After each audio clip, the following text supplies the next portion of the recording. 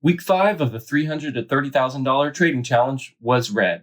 The account finished down $132, but this was not another blow up, and that's an important part. This week, I'm going to break down the week 5 trades, explain what went wrong, and then show the larger QQQ Iron Condor backtest that I'm eventually trying to grow into once my account reaches 2,000. The goal is not to win every week. The goal is to trade small enough and systematically enough that one red week does not end the series. So here are the week 5 numbers. The date range was June 14th through the 20th. Closed P&L was a negative 132. Average P&L per day was negative 44. I took 4 positions, 2 were winners, 2 were losers, and that gives me a 50% win rate. Profit factor was 0.45. Average P&L per trade was negative 33. Average winner was 54. Average loser was negative 120. Average risk was 142, and the entry probability of profit was 65.3%. Average DT again was 1 day. So this wasn't a green week, but compared to week 3, this is a much better kind of bad week. In week 3, one bad day destroyed the account. That happened because I oversized, but this week was different. I still lost money, but the account survived. And that's the biggest difference between having a red week and having a broken system. The average loss this week was 120, and that is still something I need to watch, but it is not the same as that 584 or that 495 loss from the blow-up week. So the lesson is the system still needs some work, but the risk is moving in a better direction. All right, now let's go ahead and look at the trades. June 16th was the first closed trade of the week. It opened on June 15th at 11 a.m. and closed June 16th at 3:16. That trade lost 120. Then June 17th, there were 2 trades. One closed for 81 and one closed for $27. This is more of the behavior of what I want to see with the account. 2 clean winners, both around the planned profit-taking zone, and both exited before they turned into a problem. Then June 18th was a trade that flipped the week back into the red. It was another Iron Condor. It opened on June 17th at 340 and closed June 18th at 148. That trade lost 120. Now, I want to show the bigger version of the Iron Condor strategy I'm eventually trying to grow into. I am using some of this 0 DTE right now, but I want to show the back test for it to see where it is that I'm going into the future once my account reaches 2,000 and I'm able to day trade more. Because the mistake from week 3 was trying to do too much too early. This backtest gives me a roadmap.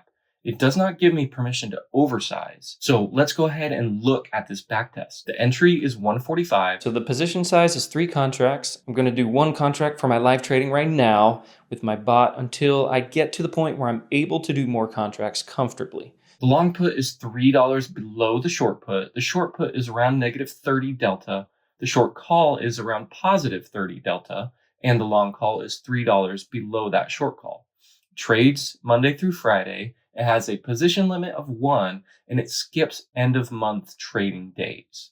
I also want the mid price to be at least 40 cents and the VIX to be under 24. Then I have my profit taking set at 75% and my expiration, I will have it set to 10 minutes left, which gives me enough time to try and squeeze out a little bit more profit if it hasn't reached the profit taking target without risking assumption for QQQ. Now, the results are why this is interesting because the total backtested P&L is $16,380. There are 485 positions, a win rate of 74.4, 361 wins, and 122 losses. And max drawdown is right at $2,400, which I really love for this account. Now, this is with 3 contracts, so keep in mind, I am doing 1 contract for now until I grow up my account a little bit more. And because of the day trading limit, I'm only doing about 2 or 3 of these a week. So on paper, this is a strong backtest, but the most important stats are not just the profit and the win rate.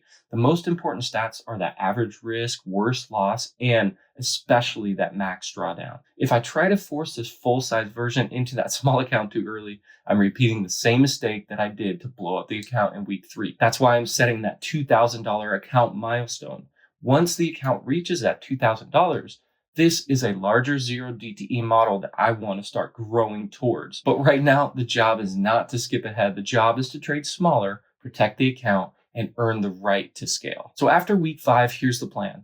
I'm going to go ahead and continue with this strategy. Both bots are completely automated. I'm not touching them, and we're not going to scale any larger yet. I'm only trading the 0 DTE. 2 or 3 times per week, watching my day trading limit. And I'm just looking at the trades to see if they behave like the backtest shows. I also need to keep the account alive long enough to reach that next milestone. The account does not need any more excitement. It needs consistency. So week 5 was in the red. The account finished down $132, but the account survived, and we move on to week 6. I'm not going to force it early. I'm going to earn my way into that 0 DTE backtest. Next week, I'm going to condense week 6 through 9.